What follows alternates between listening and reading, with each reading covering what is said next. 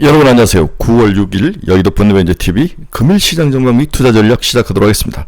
네, 오늘은 좀 늦었습니다. 네, 오늘 컴퓨터가 약간 이상이 있어서 그거 고치느라고 좀 늦었는데 많은 이해 바랍니다. 네, 오늘 시장을 보니까 그나마 브레이크가 살짝 걸린다. 네, 브레이크가 살짝 걸렸는데 우리 8월 5일날 충격보다는 브레이크가 덜 걸리고 반등도 약한 그런 모습.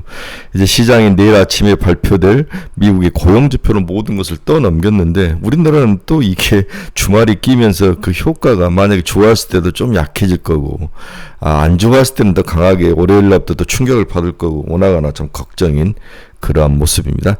일단은 살짝 브레이크가 걸렸다. 그 브레이크의 핵심이 일단 테슬라가 의외로 브레이크의 핵심의 역할을 해주네요.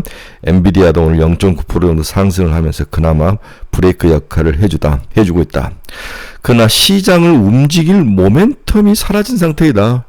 돈도 시장에 들어가지 않고 뭔가 기업들이 실적이 좋은 것도 아니고 뭔가 기술이 시장을 이끌 것도 아니고 정책, 정치력 모든 것들이 움직이지 않는 그런 상태이다. 따라서 10일날 있을 두 대통령 후보들의 그 토론회, 그 다음 내일 아침에 발표될 고용지표, 그 다음에 쭉 가서 FOMC 회의, 이런 걸로 이제 시장이 정책 이벤트인데 이 모든 것들이 시장에 너무나 많이 까발려진 상태에서 과연 시장의 물속에 빠져 있는 선수의 머리끄댕이를 끌고 올라갈 수 있을 것이냐, 그것도 의문이라는 거죠. 그만큼 9월은 힘들고 시장에서 상승의 모멘텀으로 갈 확률이 적은 장세이다. 하지만 우리나라 시장은 그제 어제 다 두들겨 맞았기 때문에 파는 시기를 놓쳤다. 이제는 견디면서 반등해서 올라올 때 좀 줄이는 게 유일한 전략일 수 있다. 이렇게 계속 여러분들에게 이야기를 하는 거죠. 아직은 파는 시기는 아니다. 파는 시기는 놓쳤다는 거죠. 놓치고 충분히 조정을 받았기 때문에 어느 정도 이제 강보합으로 돌아설 확률이 좀 있어 보입니다. 어제 이제 윗꼬리 달고 내려오는 것을 보고 약세장의 전형적인 특징인 윗꼬리 달고 내려오는 것을 저희들은 아침부터 저거 틀림없이 윗꼬리 달고 내려올 것이다라고 했는데 반대로 어제 아침에 빠져서 이제 장 막판에 올라섰으면 우리가 좀 더 걱정을 덜 했을 건데 장 막판부터 달리면서 윗꼬리다라고 생각을 했는데 여전히 시장의 윗꼬리를 달고 내려오는 약세장의 모습을 나타냈습니다. 따라서 이제 핵심은 전혀 관심이 크진 않지만 반등의 선두는 누구인가? 지금 미국에서는 테슬라가 반등의 선두에 그래도 나섭니다. 한국은 LG에너지솔루션, 삼성 SDI를 중심으로 그 다음에 어제도 빠졌지만은 바이오를 들어올 수밖에 없다. 그 다음에 밸류업 정도 이 정도 세 가지 정도가 시장의 핵심 반등의 핵심 종목과 섹터로 보고 나머지들은 선별해서 한두 개 돌아가는 그 단타 테마를 보고 하는 방법에는 방법은 없을 것 같다라고 이해를 하셔야 될 것 같습니다. 재미없는 장, 횡보장. 하지만 한국은 오늘 그나마 강보합으로 돌아설 수 있는 기대감이 있는 장, 이 정도를 보고 금일 시장 전망 및 투자 전략 시작하도록 하겠습니다. 구독, 좋아요 많이 눌러주십시오. 네, 금일 시장 추이를 보면 다우는 마이너스 0.54, 나스닥은 플러스 0.25, S&P 500은 마이너스 0.3. 네, 나스닥이 그래도 그나마 강세의 모습을 보였네요.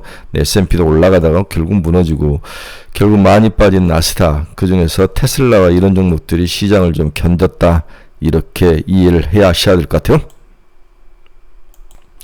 오늘 시장의 주요 키포인트 한번 봅시다. 미국 8월 ADP 민간고용이 99,000건, 10만 건이 무너졌죠. 3년 반 내 최대다. 굉장히 불안한 소식이죠. 반면 미국 신규 실업 수당 청구서 22만 7천 건으로 예상보다는 적게 나왔습니다. 오늘 서비스 지수가 두 개가 발표했는데 우리 어제 제조업 지수도 며칠 전에 이틀 전에 두 개가 발표했는데 ISM과 S&P다. ISM은 국가 구매자 관리 협회에서 발표한 국가 공기관 같은 거고, 다음에 S&P 500은 이제 기업 S&P 500이 발표되는데 서로 이제 대상을 하는 게 좀 다르죠. 좀 다르는데 PMI, ISM 서비스 PMI 51.5 예상을 상회했습니다. 이게 있었기 때문에 안 무너졌던 것 같아요.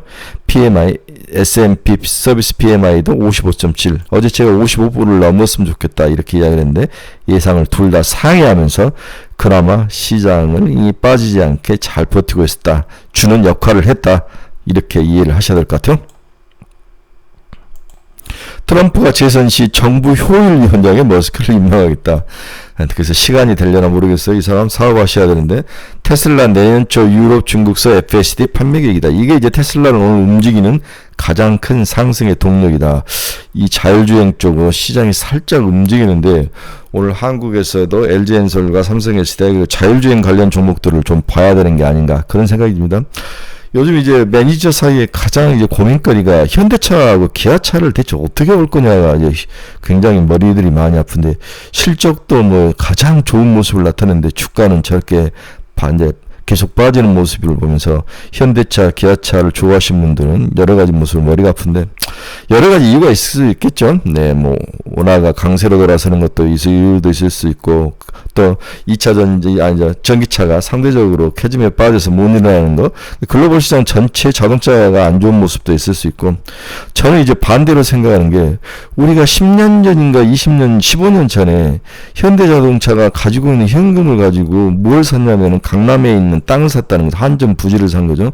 그때 이제 글로벌 투자자들이 현대차를 팔아버렸는데 이유는 뭐냐? 그 돈을 가지고 R&D라든지 뭔가 기술 개발이라든지 이런 의미 있는 데 돈을 써야 되는데 이걸 땅 투기를 했다는 거죠. 그때 팔아버린 기억인데 지금도 마찬가지인 거죠. 현대차가 가지고 있는 돈을 가지고 밸류업에 집중을 했다는 거죠. 저는 밸류업에 대해서 굉장히 부정적인 사람인데 그 돈을 가지고 왜 배당을 주는지는 모르겠어요. 그 배당 몇 프로 받아서 뭐합니까?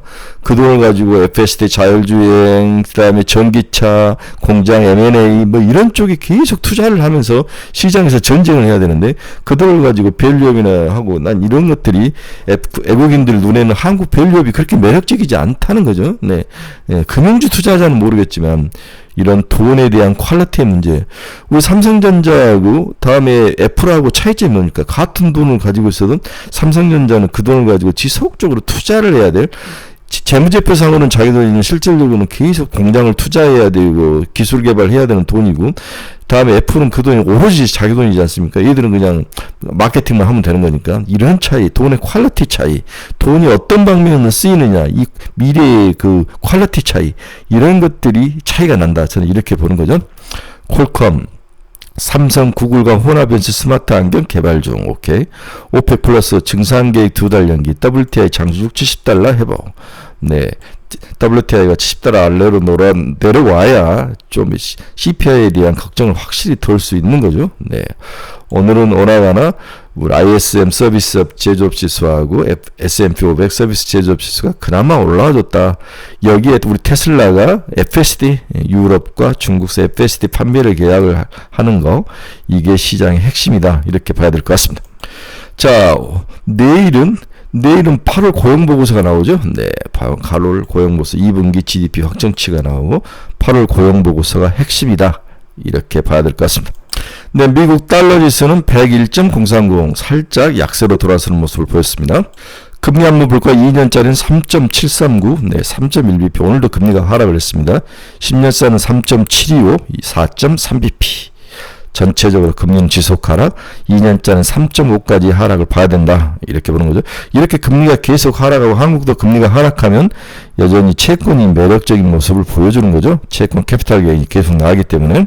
그래서 돈은 주식에서 빠져서 채권으로 일부 가는 모습, 이런 것들도 포착이 되고 있습니다. 오늘 주식은 엔비디아하고 테슬라만 봅시다. 엔비디아 플러스 0.94, 107.21. 제가 $90까지는 한번 빠져서 내려올 거라고 이야기를 했죠. 엔비디아는 $100가 빠져있는데 그때 사는 것보다는 좀 더 기다려야 되죠. 그래서 엔비디아는 90에서 $110 사이에 박스권 트레이딩을 봐야 된다. 이렇게 여러 번 조언을 해드립니다. 테슬라가 이틀간 거의 8% 가까이 올라왔는데 $230 회복. 결국 테슬라도 박스권에서 박스권 상단을 향해서 간다.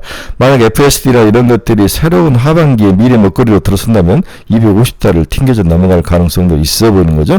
테슬라, LG 에너지 솔루션, 삼성 SDI 이 세 개를 묶음으로 봐라. 그 다음에 자율주행 관련된 종목들은 우리나라에 뭐 살만한 게 없는 거죠. 네, 이런 것들은 차라리 테슬라를 사는 게 나을 것 같습니다. 네, 고용에 대한 이야기인데 하반기 경기 하방 압력은 심화되고 있음. 8월 ISM 제조업 지수를 시작으로 지난 8월 초에 나타났던 침체 우려발 금융시장 패닝이 그 정도는 약하지만 재차 재현되고 있죠. 결국 관건은 이번 주 금요일 밤 발표될 미국 비농업 고용이 시장에서 안도감을 줄 수 있을지 그 여부이다. 현재 아틀란타 연은의 GDP 나우 추정치에 따르면 3분기 미국 성장률은 2.1%로 추정이 되고 있다. 2분기 성장률 2.8에서 3.1% 상향 조정된 만큼 3분기 성장률은 기저효과가 나타날 수 있으며 기저효과가 좀 빠질 수 있죠. 특히나 하반기는 미국 소비와 투자 부분에서 모두 하방 압력이 커지는 국면으로 성장률은 올해 4분기 혹은 내년 1분기를 저점을 기록할 가능성이 높다. 결론적으로 미국은 하반기에 갈수록 모든 게 좀 약화될 수밖에 없는 그런 구조이다. 물론 기술적 의미의 경기 침체는 2분기 연속 마이너스 성장을 기록하는 현상을 의미하나 현재는 이보다도 1%대 성장으로 내려가면은 미국이 경기 침체 속으로 들어가고 올 가능성으로 봐야 되는 게 아닌가. 그래서 1분기 GDP 1%를 깰 수 있느냐 없느냐가 굉장히 중요한 크리티컬한 가이드라인이라고 봐야 될 것 같아요. 따라서 올해 미국 3, 4분기에 1.8, 1.5 경제 성장률을 가정 시 올해 전체 연간 성장률 2.6% 수준. 8월 초 과도했던 침체 우려가 한 차례 진정되긴 했으나 연말로 다가가면서 좀 더 심화되는 경기 침체가 경제 지표에 반영되며 시장의 민감도를 더욱 높일 것이다. 그렇죠?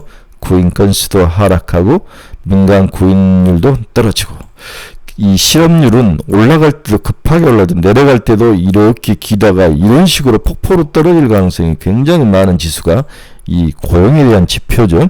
네, 고용은 예측하기 힘든 스티프닝, 클리프닝이 나타날 수 있다라고 항상 염두에 두고 하반기에 갈수록 기본적인 경제 펀더멘털 지수는 시장을 괴롭게 하고 변동성을 나타낼 것이다.